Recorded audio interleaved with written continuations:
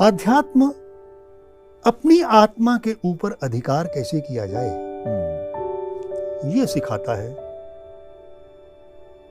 उसी से परम शांति की अनुभूतियां होती हैं और ये सब राजयोग सिखाता है।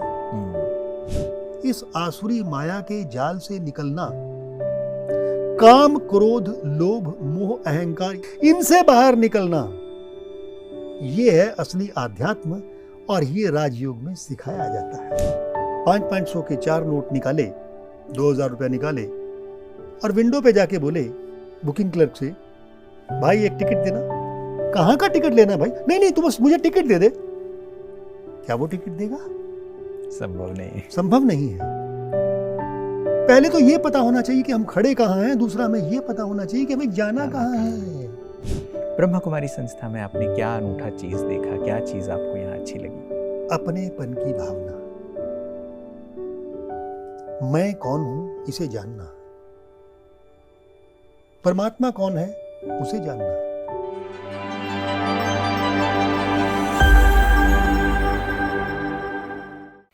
नमस्कार, माइंडफुल मोमेंट्स इस कार्यक्रम में आप सभी का स्वागत है। जब माइंडफुल मोमेंट्स की बात हम करते हैं तो हम जानते हैं कि हमारे मन में कुछ ऐसा चलता है जो अगर हम ध्यान से करें तो सब कुछ आसान नज़र आता है, अगर हमारा ध्यान हटा तो सब कुछ मुश्किल नज़र आती है। अक्सर हम सड़क चलते हुए ये बोर्ड तो पढ़ लेते हैं कि सावधानी हटी दुर्घटना घटी। ऐसे ही अपने जीवन में भी अगर हम अपने मन की इस गाड़ी को चलाते समय सावधानी हटा लेते हैं या ध्यान हटा लेते हैं तो कई दुर्घटनाओं के शिकार हो जाते हैं। ऐसे में माइंडफुल बने रहना आवश्यक है कि हमारा ध्यान रहे कि हम मन में क्या सोच रहे हैं, क्या हमारे विचार हैं, क्या हमारे संकल्प हैं। ये भारत का सौभाग्य है कि ऐसे अनेक लोग मार्गदर्शन देने के लिए समय समय पर हमारे समाज में मौजूद रहे हैं, जिन्होंने लोगों को मार्गदर्शन दिया है, उनके इस मन की गाड़ी को पटरी पर रखना सिखाया है।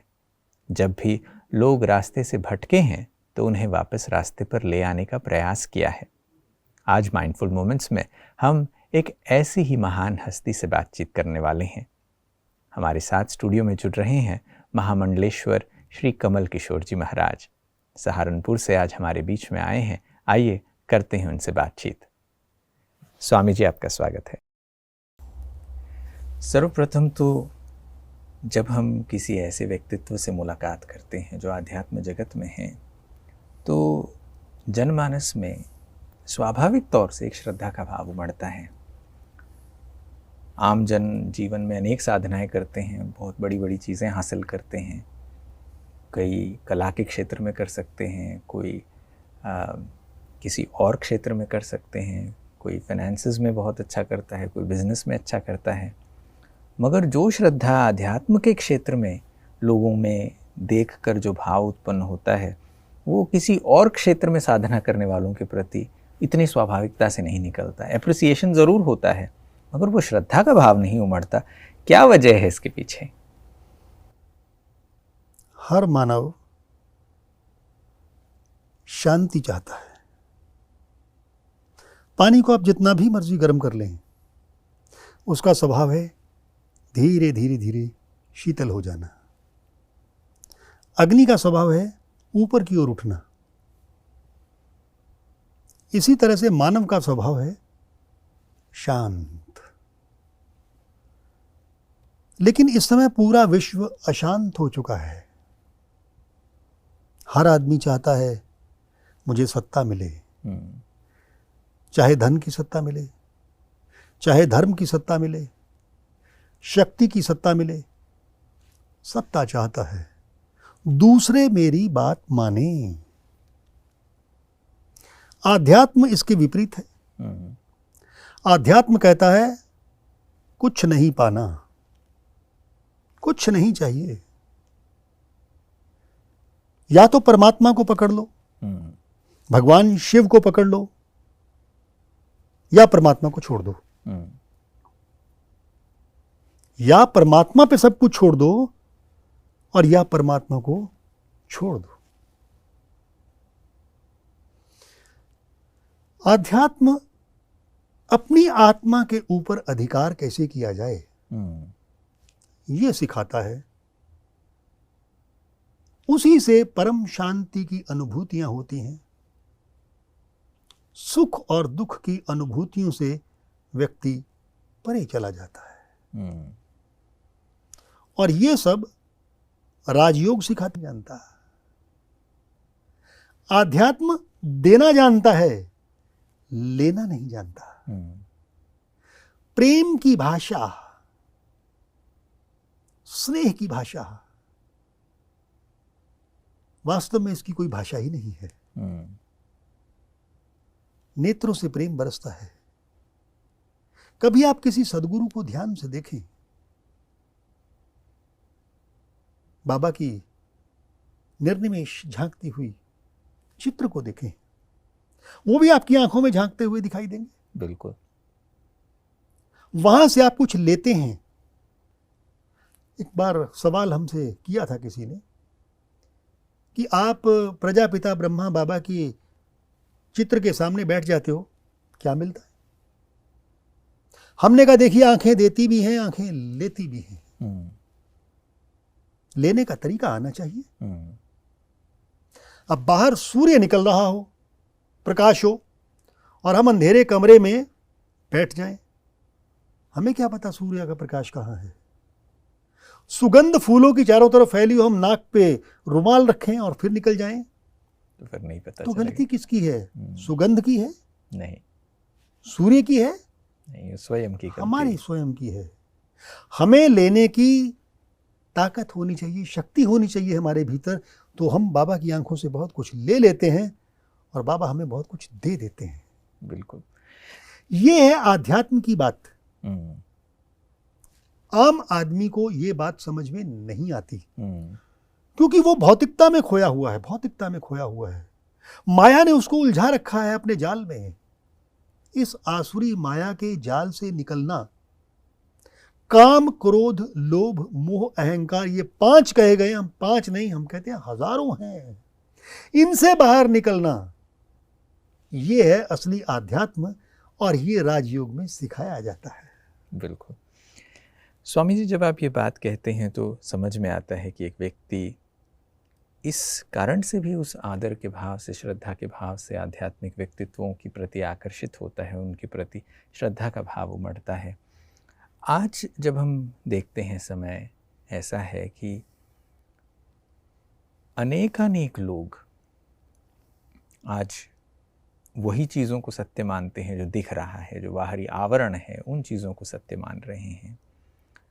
कभी कभार हम ये भी देखते हैं कि आज सोशल मीडिया का ज़माना बहुत ज़्यादा है, तो लोग सोचते हैं कि भाई हमारे सोशल मीडिया पे इतने फॉलोअर्स होने चाहिए, इतने लोग हमें पसंद करने चाहिए, और उस आधार पर मैं अपनी कीमत या अपनी वैल्यू महसूस करता हूँ।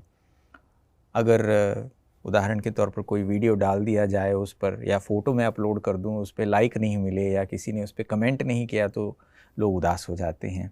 और ख़ासकर हमारी युवा पीढ़ी में ये चीज़ बहुत ज़्यादा आज देखने को मिलती है। उसके कारण बहुत सारे युवा साथी हमारे अवसाद का शिकार बन जाते हैं। स्ट्रेस, डिप्रेशन इत्यादि चीज़ों का होने लगा है। अब ऐसे समय पर प्रश्न उठता है कि इनका मार्गदर्शन कैसे हो, कैसे इनके जीवन को सही मार्ग पर लाया जाए, जीवन के सही अर्थ को, जीवन के सही आनंद को इनके सामने प्रस्तुत किया जाए, ताकि एक खुशहाल जिंदगी। जो व्यक्ति मान अपमान से परे है, यश अपयश से परे है, लाभ हानि से परे है, और सिर्फ मेरी शरण में है, मेरी मीन्स एक की शरण में है, एक कौन? परमात्मा शिव की शरण में है, वो आध्यात्मिक रूप से व्यक्ति है हो जाता है। धन का मोह, लोभ का मोह, अहंकार का मोह, ज्ञान का मोह, और ये बड़े सूक्ष्म हैं। धन का पता चलता है, सत्ता का पता चलता है, लेकिन ज्ञान का मोह, ज्ञान का अहंकार जिसे कहते हैं, सबसे खतरनाक अहंकार है। सबसे सूक्ष्म से भी सूक्ष्मतम है। हमने जाना कि जानेंगे इल्म से बहुत कुछ, लेकिन जाना तो जाना कि कुछ भी न जाना। जब आदमी को ये हो जाए कि मैं ज्ञानी हूं, मैं ज्ञानी हूं, अहंकार आ गया। अज्ञानी का तो आप अज्ञान तोड़ सकते हो, ज्ञानी का कैसे तोड़ोगे अहंकार?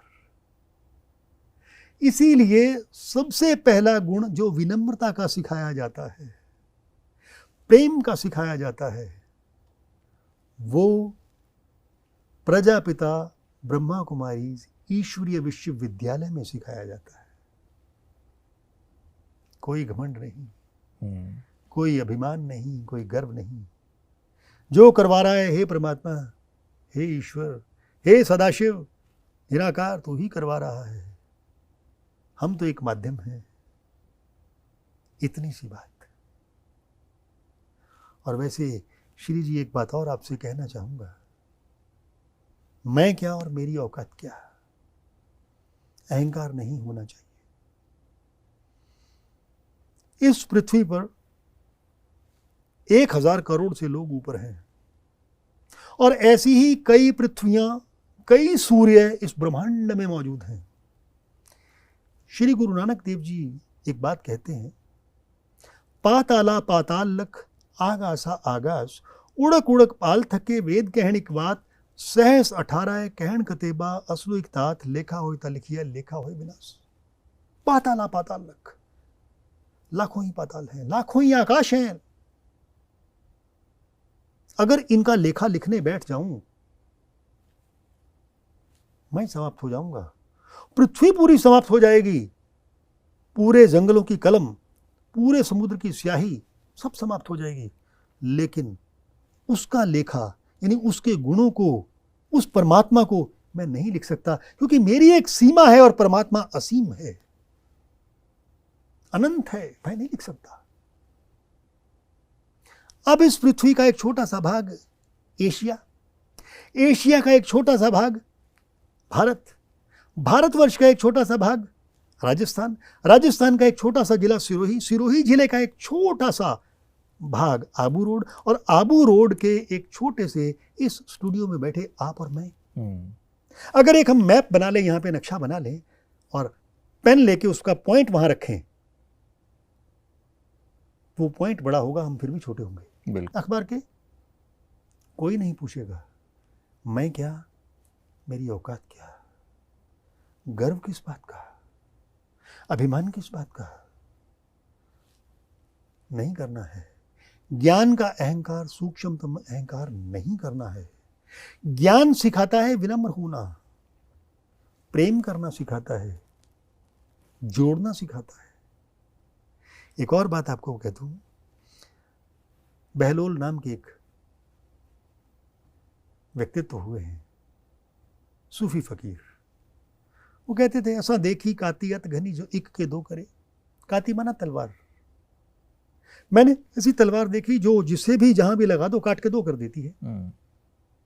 अब चाकू से काटो, तलवार से काटो, तो उसके दो भाग तो हो ही जाएंगे। वो कहते, ऐसा देखी काती अत घनी, जो एक के दो करे। बहलोल काती प्रेम की, जो दो के एक करे। वाह, क्या बात।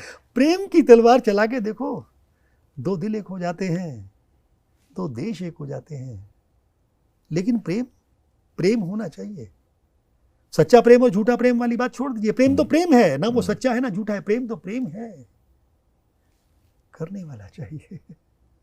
और यही बात सिखाई जाती है, प्रेम बरसता है।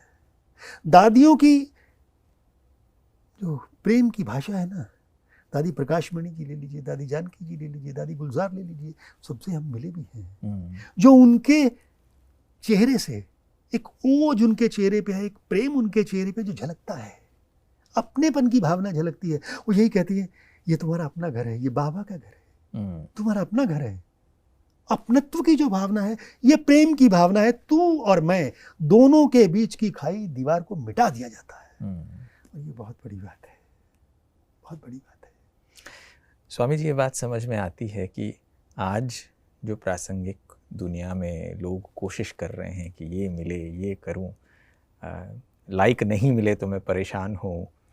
आपने बता दिया कि ये जो मैं अस्तित्व अपना स्थापित करने की कोशिश कर रहा हूं, जो मैं हूं, जो अहंकार को मैं जो तुष्टि करने की कोशिश कर रहा हूँ उससे हासिल नहीं होगा, ये तो उसके उलट प्रेम से ये हासिल होगा और इन चीज़ों को हम तब संभव कर सकते हैं।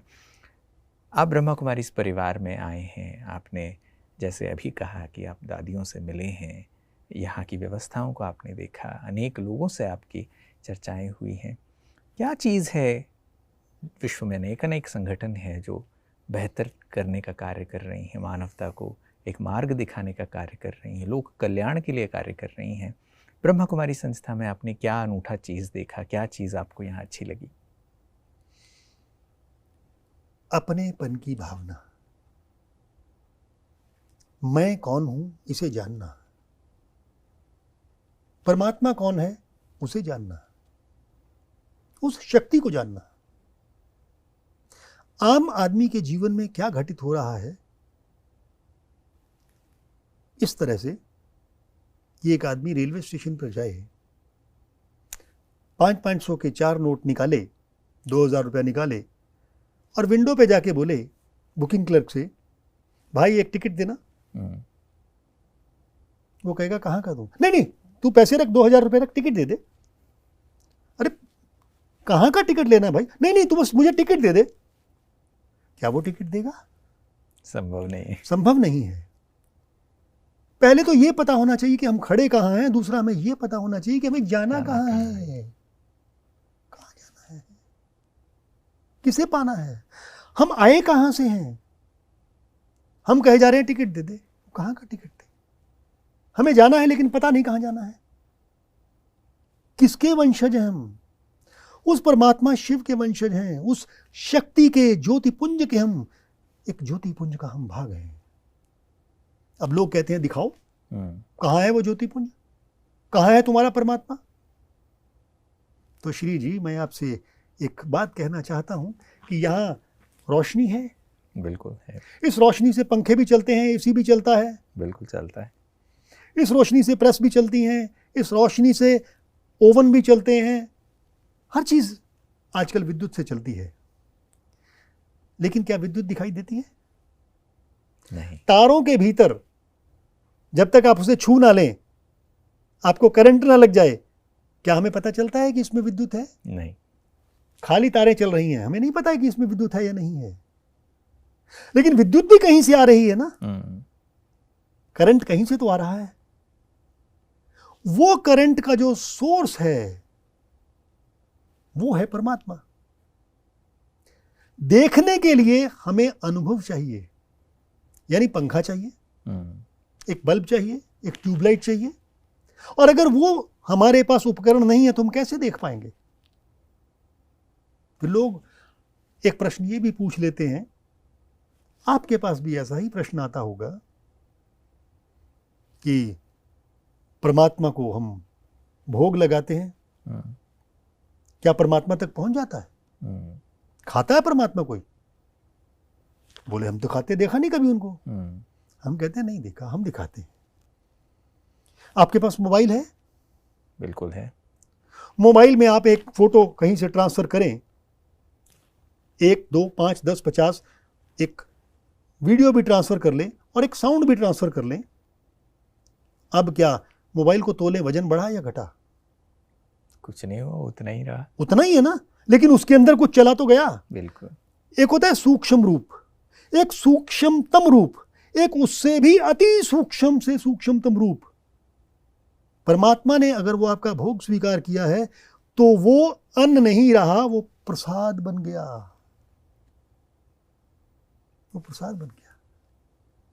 और यहां तो जितना भोजन बनता है वो सारा का सारा परमात्मा की याद में बनता है, प्रसाद बन जाता है, परमात्मा ग्रहण करता है।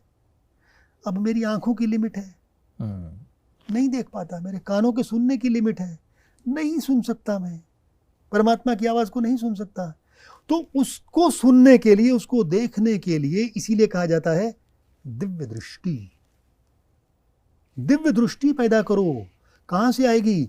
बुद्धि से आएगी, ज्ञान से आएगी, संस्कारों से आएगी। यही चीज जो महात्मा, जो संत लोग उस स्थिति को पहुंच गए हैं आध्यात्म की, वही बता सकते हैं, वही सिखा सकते हैं। जैसे हमारी दादियां सारे के सारे ब्रह्मा कुमार, ब्रह्मा कुमारी, राजयोगिनी हैं, तपस्विनी हैं, श्वेत वस्त्रों में संत हैं।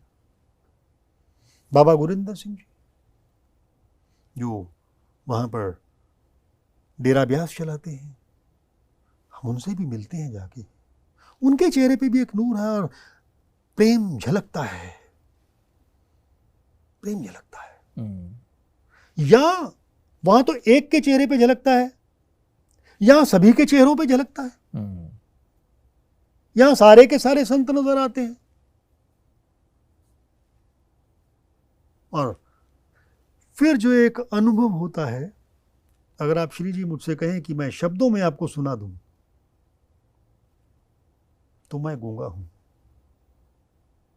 गूंगा क्या करेगा, गुड़ के या मिठास का बयान कैसे करेगा, नहीं कर सकता। ये अनुभव की चीज है, ये अनुभव की चीज है। बहुत ही सुंदर ये बात आप कह रहे हैं कि हम जिन चीज़ों को अनुभव से समझ सकते हैं, हम स्थूल से उन चीज़ों को समझने का प्रयास कर रहे हैं। हम उसी मापदंड से उस चीज़ को समझ सकते हैं जिस चीज़ के लिए वो बना है। बातों में ऐसी जादुई कशिश महसूस हो रही है कि हम और आपसे बहुत कुछ सुने, मगर समय इशारा करते हैं कि यहाँ रुकना हो। मगर जाते जाते मैं एक चीज़ आपसे पूछना चाहूँगा कि कोई एक संदेश जो आप हमारे दर्शकों को देना चाहें, तो वो क्या चीज़ होगी, संक्षेप में दें। सुख का विपरीत दुख है। अगर सुख आया है तो ये मान लीजिए कि दुख आने की भी शुरुआत हो चुकी। दुख आया है तो आने वाले समय में सुख भी आएगा। दिवस रात दुई दाई दाया खेलै सगल जगत, चंगियाइयां बुराइयां वाचे धर्म हदूर, करमी आपो अपनी के नेड़े के दूर, जिन्नी नाम ते आया गए मसकत काल, नानक ते मुख उजले खेती छुट्टी नाल। दिवस रात दुई दाई दाया, दुख और सुख के बीच आदमी खेलै सगल जगत, ये पूरा संसार खेल रहा है। चंगियाइयां बुराइयां वाचे धर्म हदूर, अच्छे कर्म और बुरे कर्म वो संस्कार बनते हैं, वो लिखे जाते हैं। तो उन्होंने कहा वाचे धर्म हदूर, कोई दूर बैठा उसको देख रहा है। चंगियाइयां बुराइयां वाचे धर्म हदूर, कर्मी आपो अपनी के नेड़े के दूर। कर्म अपने अपने, फल मिलेगा। ये मत समझो कि दूर है, वो दूर भी है और नजदीक भी है, कभी ना कभी फल मिलेगा आपको। जिन्नी नाम ते आया गए मसक्कत काल, जिन्होंने उसका ना पल्ला पकड़ लिया, जिसमें परमात्मा को पकड़ लिया, उसका नाम पकड़ लिया, उस परमात्मा शिव को पकड़ लिया। जिन्नी नाम ते आया गए मसक्कत काल, नानक ते मुख उजले, उनका चेहरा उजला होगा, वो जाएंगे संगम युग से सतयुग की तरफ। वरना एक बात और देख लें कि इस पृथ्वी पर हिरोशिमा पे जब अमेरिका ने 1945 में एटॉमिक बम फेंका, उस समय सूर्य से कई गुना तापमान पृथ्वी पे बढ़ गया। वैज्ञानिक कहते हैं कि 4000 से 10,000 डिग्री सेंटीग्रेड तक टेम्परेचर चला गया। 1 लाख के करीब लोगों की मृत्यु हो गई और उनकी हड्डियां तक नहीं मिली, सब राख हो गया, खत्म हो गया। और आज के युग में इस पूरी पृथ्वी को खत्म करने के लिए कुछ देश ये मानते हैं कि 500 बार समाप्त किया जा सकता है, इतने बम बन चुके हैं। कुछ ये मानते हैं कि 1000 बार भी समाप्त किया जा सकता है इस पृथ्वी को। भूख क्या है? सत्ता की। झगड़ा क्या है? शांति चाहिए। लड़ाई क्यों हो रही है 2 देशों के बीच में? शांति चाहिए। युद्ध से शांति चाहिए या अध्यात्म से शांति चाहिए?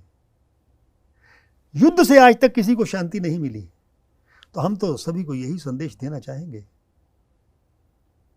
कि क्रोध को हटाना है तो प्रेम से हटाओ, आग को बुझाना है तो पानी से बुझाओ, और युद्ध को समाप्त करना है तो शांति शांति चाहिए, इसीलिए ओम शांति मंत्र भी है। बिल्कुल। तो सभी के लिए शांति का संदेश है। हम तो कहेंगे कि आइए ओम शांति का संदेश चारों तरफ फैलाएं हम लोग, ताकि इस दुनिया में शांति और आनंद की अनुभूतियां सारे कर सकें, सभी कर सकें, और पृथ्वी पर ही स्वर्ग बनाएं, संगम युग से सतयुग की तरफ चलें।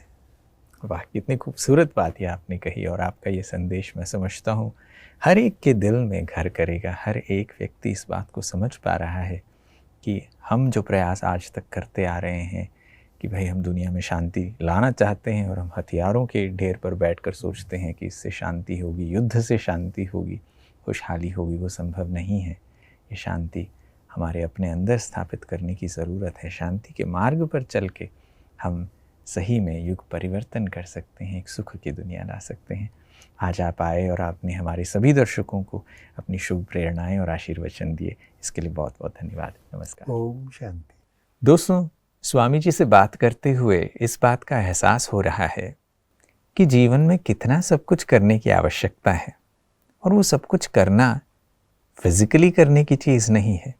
हम सिर्फ अपने सुधार के मार्ग पर चल पड़ें तो सब कुछ बेहतर हो सकता है। ये सेल्फ वर्क है, एक इनर वर्क है।